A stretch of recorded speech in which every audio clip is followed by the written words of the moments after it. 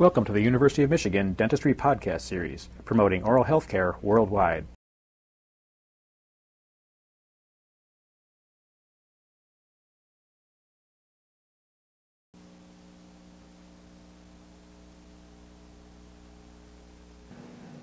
The importance of dental anatomy has been brought to your attention from several standpoints already. We would like to bring dental anatomy to you in a context of a dental specialty, that of oral surgery. Oral surgery is that branch of dentistry that deals with diagnosis and treatment of disease, injury, and malformation of the teeth, jaws, and associated structures. The durability of the teeth has been something that has fascinated man for probably as long as history. And if we think for a moment about the lasting nature of teeth, perhaps the specifics of dental anatomy will be more meaningful. If we look at a skull and think for a moment of, in terms theatrical, of the Hamlet gravedigger scene, we recall that after about the fifth skull was tossed up, that Hamlet looked at it and comments to his friend, "Alas, poor Yorick.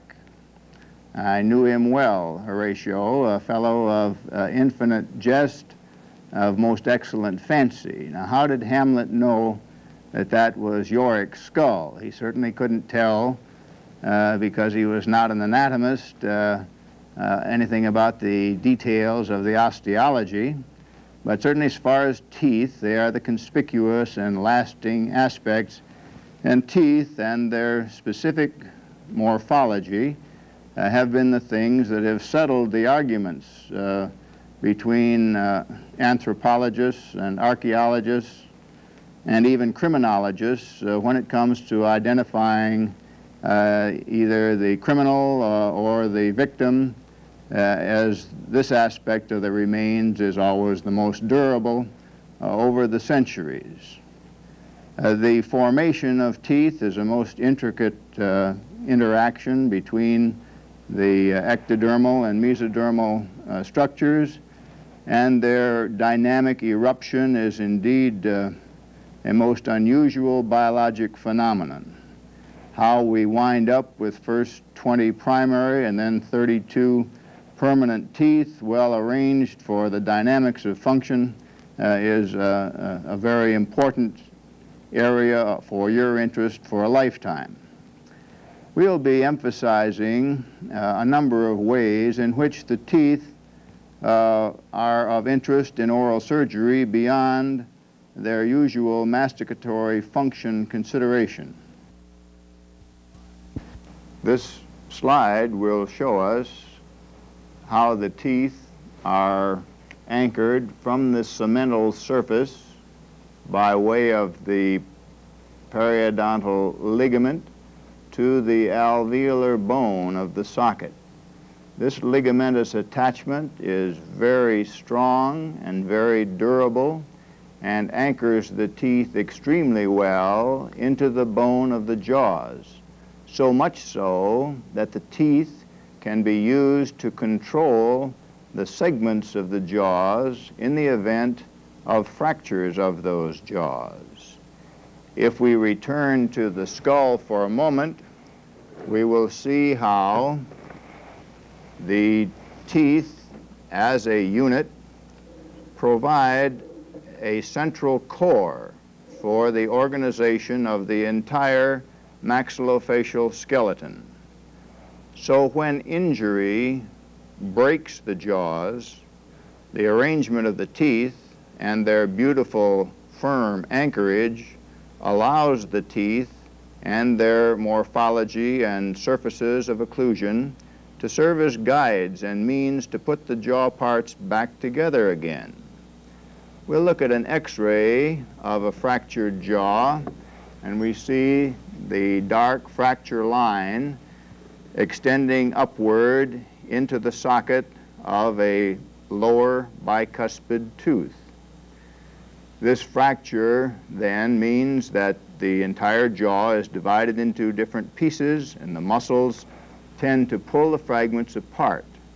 The teeth can be used admirably to bring these parts back together. As we see in the next diagram, the displacement of the fractured jaw can be overcome by traction that is placed on appliances, which in turn are anchored by ligating them to the teeth. The diagram suggests the arch bar and the employment of intermaxillary elastics, which then pull the jaw segment that is displaced up into position in this manner. Now, it is obvious that the anchorage of the teeth must be sufficiently strong so that this force does move the segment of the broken jaw up into place rather than pulling the teeth out of the bone. And so a real tribute to the anchorage of the periodontal ligament from the cemental surface of the root to the bone in which the teeth are embedded. If we turn to a clinical situation, we will see a fracture with lacerations and displacement, and a stage at which the displaced teeth, which you can see are not together in their normal arrangement because they've been separated by the fracture. We can see how those teeth are being brought into place and being ligated to the stainless steel bar by wires in a manner of reduction. This is the reduction of the fracture, taking advantage of guidance of the dental anatomy so that we know where these teeth normally interdigitate and where they therefore should be held in function. Not only do the teeth help us in guiding the reduced position of the fractured jaws, but once they're back in position, they then allow the holding or the fixation of the fracture during the time it takes for the bones to heal. We'll see in the next illustration the application then of these arch bars holding the jaws in a fixed position during the time that is required of some 6 weeks for the fracture to heal. So it is important to be aware of the dental anatomy and to be aware of what the capabilities are and, of course, the limitations of the teeth to be employed in this unusual manner. They notice that the anterior teeth, the incisors, are not ligated to the bar. You'll recall that these teeth have single, rather conical shaped roots, and they do not withstand the loading that is placed on such bars anywhere near the manner that the posterior and multi-rooted teeth, the premolars and molars, tend to be solidly anchored and have a much larger surface area, and another of factors that you can easily understand would resist the tendencies for displacement through the loading that's required for intermaxillary fixation, the holding of the jaws together during that period of time. If you're worried about such individuals, I'd simply have to reassure you that they get along very admirably once they're adjusted to their liquid diet, and with appropriate dietary adjustment and adequate nutrition, they can get by during this 6-week period quite comfortably. The unusual employment of the teeth for the treatment of jaw fractures is certainly not the most common consideration of oral surgeons for teeth and their morphology. Dental anatomy becomes something of very practical consideration when we think about the removal of teeth. The removal of teeth necessitated by diseases and to some degree injury, but commonly the diseases of pulp involvement by caries and things that are endodontically inoperable, the involvement with periodontal disease cause a need for removal. When it comes to removal, then some of the variations in anatomy become significant. You are learning and will learn normals, but outside of the range of normals, there are some variants that are very important in oral surgery. You can appreciate the variation in these roots, their extra number, and their peculiar configuration, some of them being quite spindly and tortuous. And of course, in the removal of these diseased teeth, it was important to, as the time-worn pun goes, to remove the whole tooth and nothing but the tooth. And sometimes these spindly things are a little bit difficult. So here we see some variation in numbers of roots and in configuration. And some of these variants can also be appreciated in the radiograph. Here is an X-ray, and we see rather bulbous roots locked into bone as a result of an increase in the thickness of the cemental layer of the root, so-called hypercementosis. The configuration of the root can be really quite markedly turned. This term of dilaceration simply means a crook in the root, in this instance completely to right angles. We would see that the radiograph certainly should show us the entire configuration of the root form. If we think about removing teeth without the full knowledge of the formation of the roots, then we operate at a great handicap. Here, for example, you don't see the apex of the distal root of that third molar, and here it is after it's been removed, and you can see the sharp bend that is there, and through good fortune it has been removed completely, but the operator would have been infinitely better forearmed had he known of this variation in dental anatomy. The configuration of the developing root can be influenced by the adjacent anatomy. In this X-ray, we see a mandibular third molar, and the very apex of the root is in contact with the canal, the inferior alveolar canal, which is supplying the nerve and blood supply to all of these mandibular teeth. Since the third molar develops the latest in this group and tends to be short on space, it has been grooved by this canal. As we will see in the extracted specimen, the canal went right into that notch at the apices of the teeth, and obviously for the oral surgeon who removes this tooth, it is extremely important that both he and the patient know of this close proximity because of the possible deficits in nerve function that can be inflicted by trauma during the time that it is removed. In the removal of teeth, instrumentation takes generally two forms. The types of instruments that are basic to tooth removal are those that deliver forces which will luxate the periodontal ligamentous fibers and expand the alveolus sufficiently so that the tooth can be withdrawn from the socket. So the instrument must be designed to appropriately deliver this force.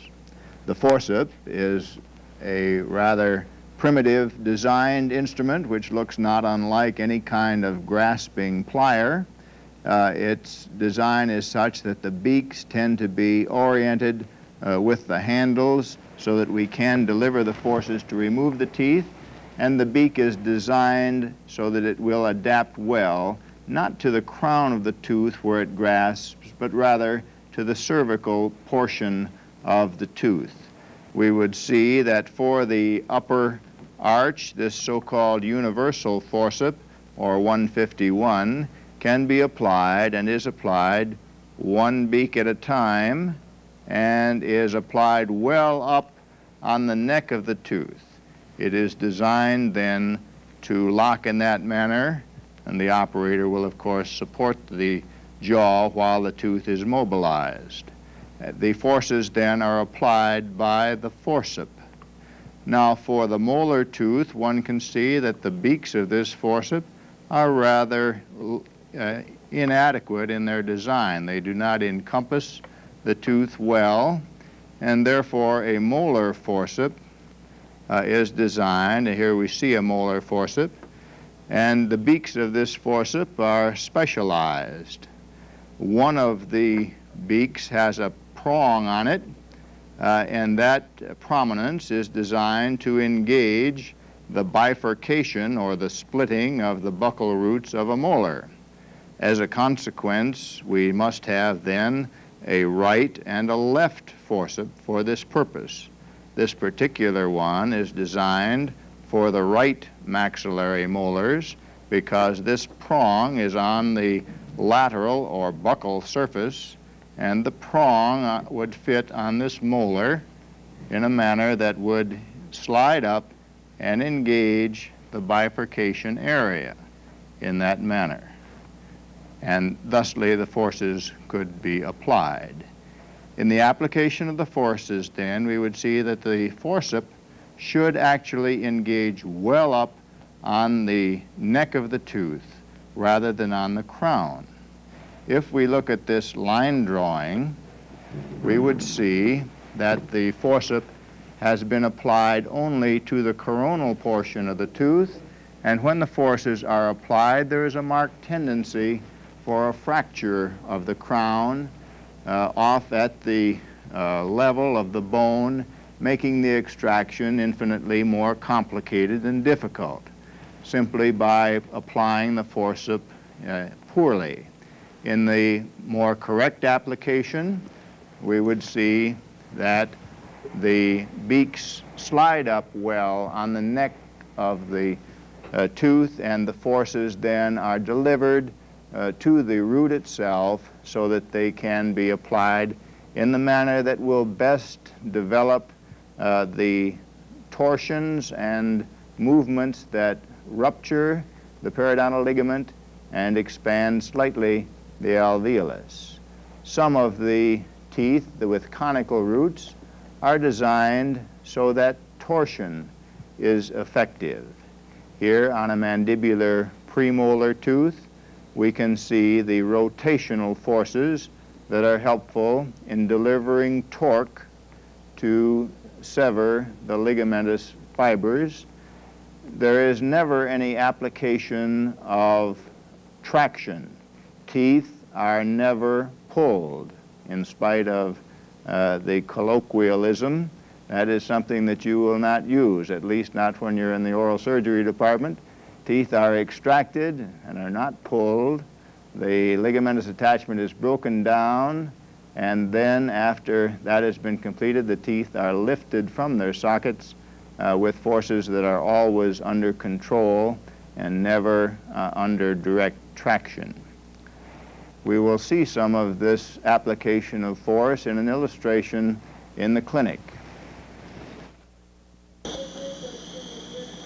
So placing the beaks well up on the cervical area of the tooth and beginning with the canine cuspid being well supported, actually the most supported of the teeth, is generally luxated first with some rotation movement.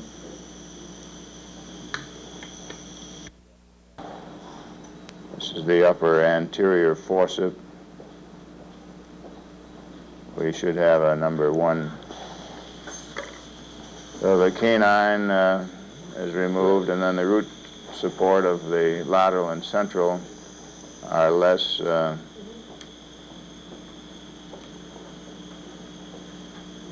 extensive.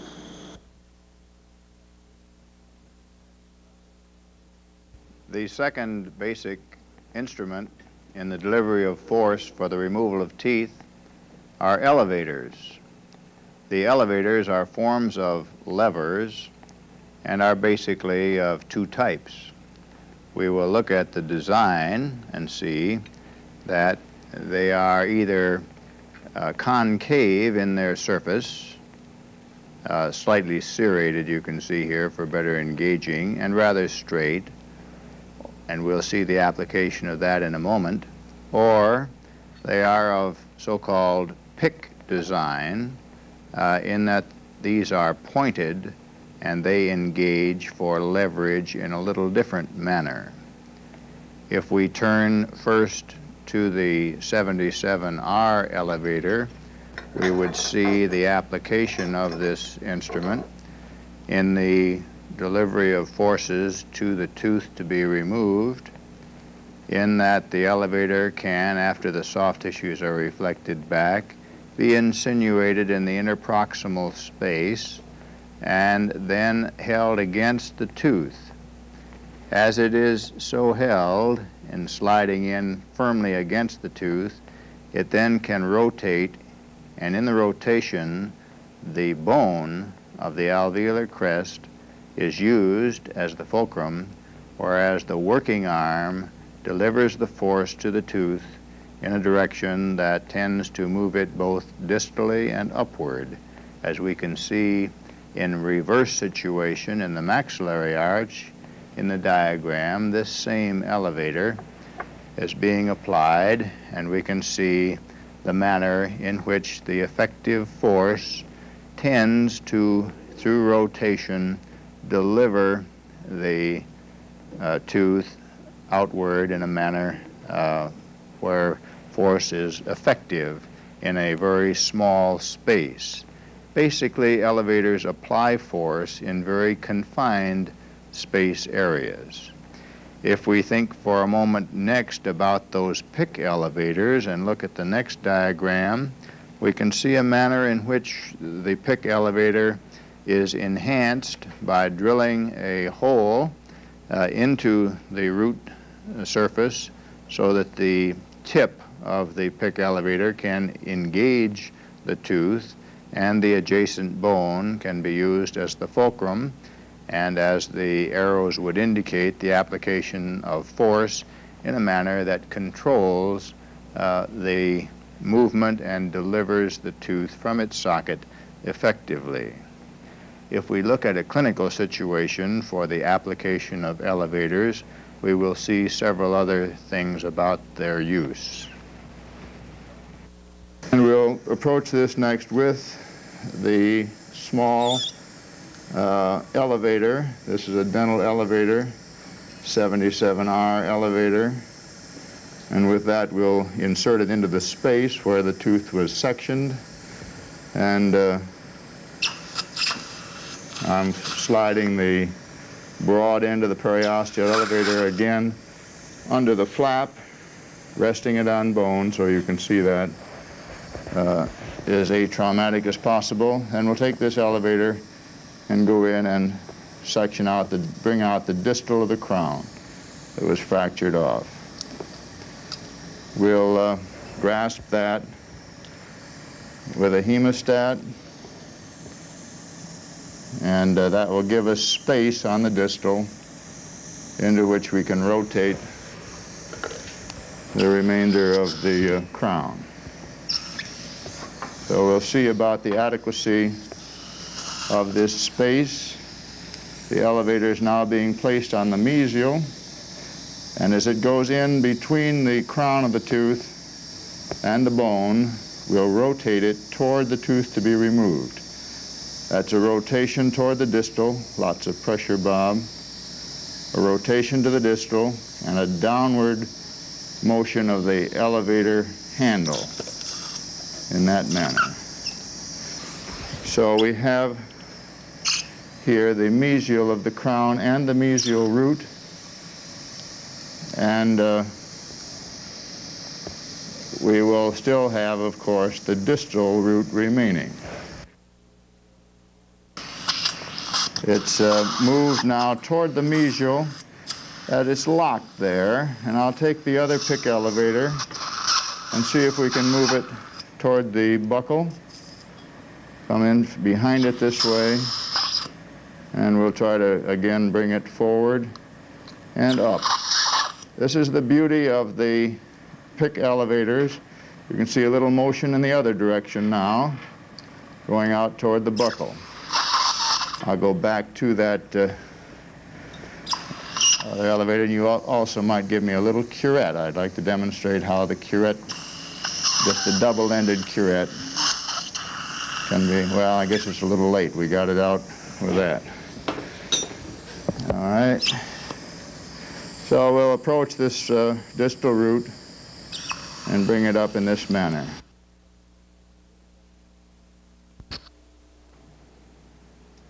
The dental anatomy in multi-rooted teeth exceeds oftentimes the ability of either elevators or forceps to deliver such a tooth.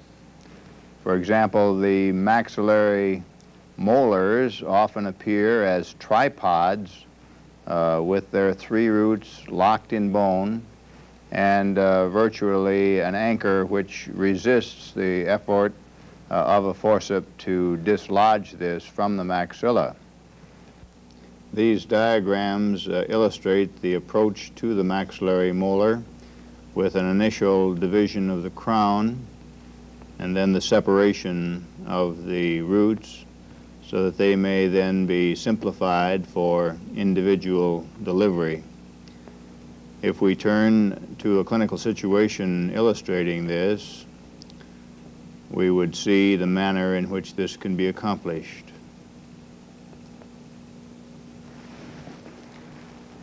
The tooth is approached with a spear point type surgical burr, and at the junction of the crown and root at the cemento-enamel junction, penetrations are made into the pulp chamber. Then a cross-cut fissure burr is utilized at the depth of the penetrations in order to cut laterally. This is creating a slot into which an elevator may be inserted to fracture the crown off at a prescribed level. The crown then would be removed, and we will find ourselves faced with a need to further divide the roots from the depth of the pulp chamber in order to separate first the palatal root from the two buccal roots and then the two buccal roots individually. Once again, the penetration with a spear point drill, and we will then be following with a cross-cut fissure burr. This is done under intermittent irrigation in order to avoid overheating of the instruments and in order to avoid any necrotizing influence of heat on the bone of the socket.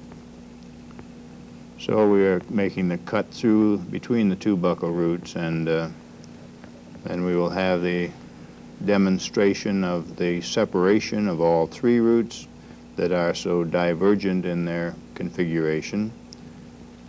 A little irrigation with saline, and now demonstrating the mobility of the separate roots. And once they are then sufficiently luxated, they'll be simply removed with the simple application of forces. The distal buccal root, then an elevator in, utilizing that space. We can turn the mesial root with an elevator into that space and remove the mesial buccal root. And then last, of course, the palatal root. So this is a manner in which forces can be kept under control. We can avoid damage to bone, and we see it completely removed.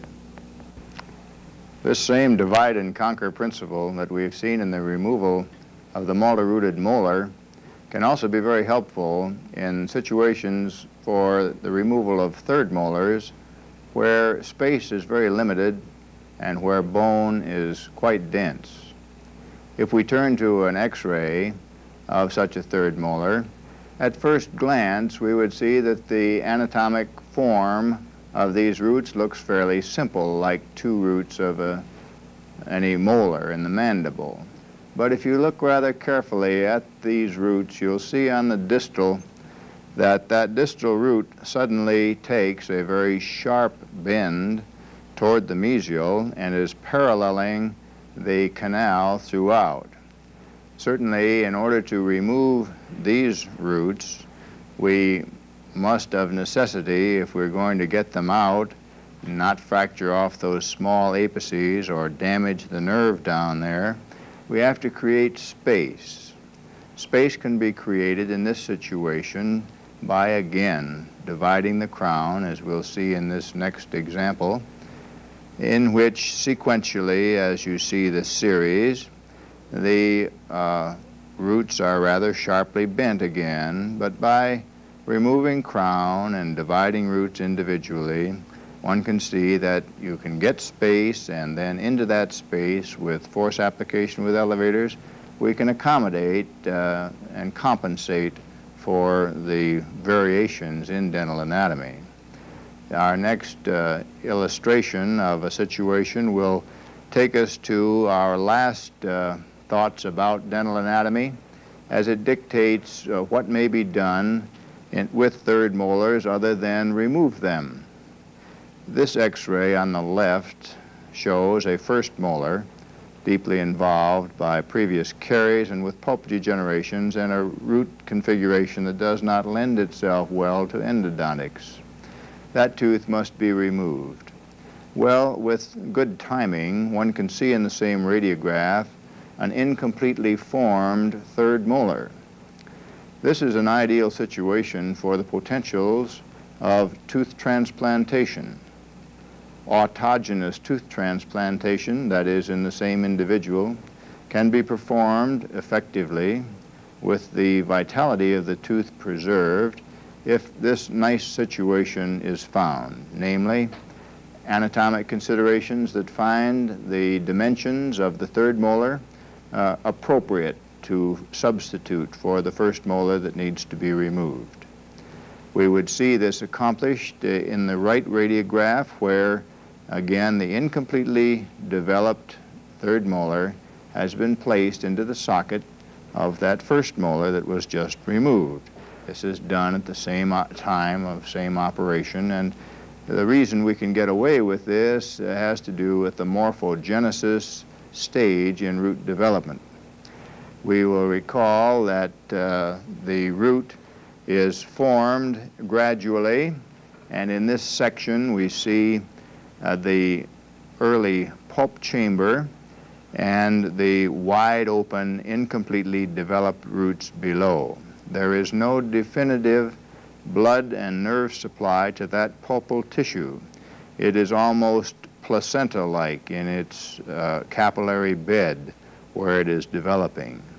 This is the stage in which this tooth then can be transferred to a new location where, with a new blood supply source of a capillary bed in a fresh socket, it can pick up with survival of some of the pulpal cells, namely the odontoblasts, which you recall are out at the perimeter of the pulp chamber, laying down their dentin as they are so designed to perform. The transplantation of the third molar to first molar position is not without its impact, as we see in the chronologic sequence of radiographs of that tooth once it has been transplanted.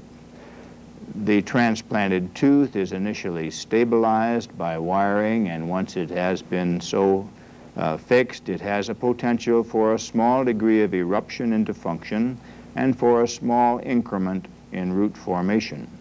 However, if you follow the pulp chamber over the period of months from the initial stage when the support was removed, some 1 month after transplantation in the upper radiograph, and follow the lower series of radiographs, you will see that there is a marked reduction in the size of the pulp chamber. This is being taking place by the action of the odontoblasts in laying down large quantities of secondary dentin in response to the insult that has occurred in the transplantation of the tooth. This tissue, however, within the pulp chamber is still vital, and it will attract the migration of nerve fibrils so that this pulp in this tooth that has been transplanted will actually pick up vitality within about 6 months from the transplantation, and its anchorage will again generate on its cemental surface a new periodontal membrane attachment for a satisfactory autogenous tooth transplantation. So we have seen a situation where the dimensional conformity of a third molar to a first molar position has afforded this patient an opportunity to gain a so-called spare tire possibility from a third molar being transplanted to a first molar position. Dental anatomy, therefore, is an important consideration for oral surgery thoughts in the areas of trauma control, as teeth well anchored in their sockets can control jaw fractures and hold those fragments in position well.